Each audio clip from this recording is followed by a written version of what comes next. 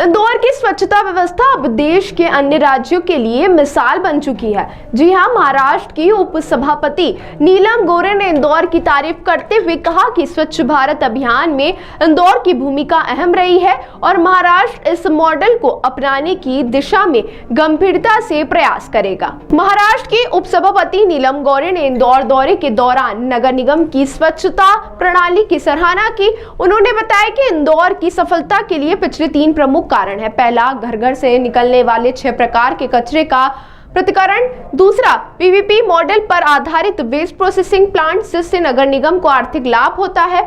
और तीसरा, मजबूत ह्यूमन रिसोर्स मैनेजमेंट, जिसमें जनता की भागीदारी भी शामिल है। मुंबई, पुणे, नासिक जैसे शहरों में इंदौर मॉडल को समझने और अपनाने का प्रयास होगा। सामाजिक इच्छा शक्ति के साथ अगर तकनीकी का सही उपयोग किया जाए तो महाराष्ट्र भी स्वच्छता के मामले में देश में अग्रणी बन सकता है। इंदौर नगर निगम पालिका के नेतृत्व में जो तकनीकी और प्रशासनिक मॉडल तैयार किया गया वह देश भर के लिए आदर्श बन रहा है।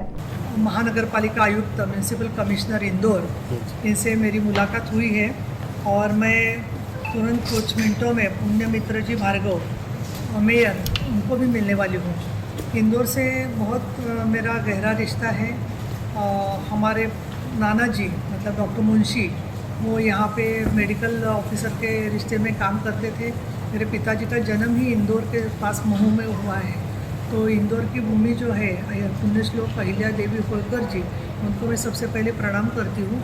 और अभी जो मेरी बात हो गई इसमें ज़रूर कहूँगी कि इंदौर जिस तरीके से पर्यावरण में आगे है, साफ़ सुथरा है, स्वच्छ भारत का बहुत अहम हिस्सा है, उसी तरीके से हमारे महाराष्ट्र के कई शहरों के लोग विधायक यहाँ तक आके गए हैं।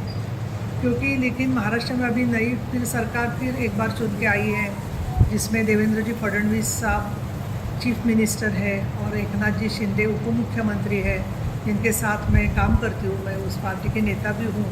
और अजीत जी पवार उप मुख्यमंत्री हैं।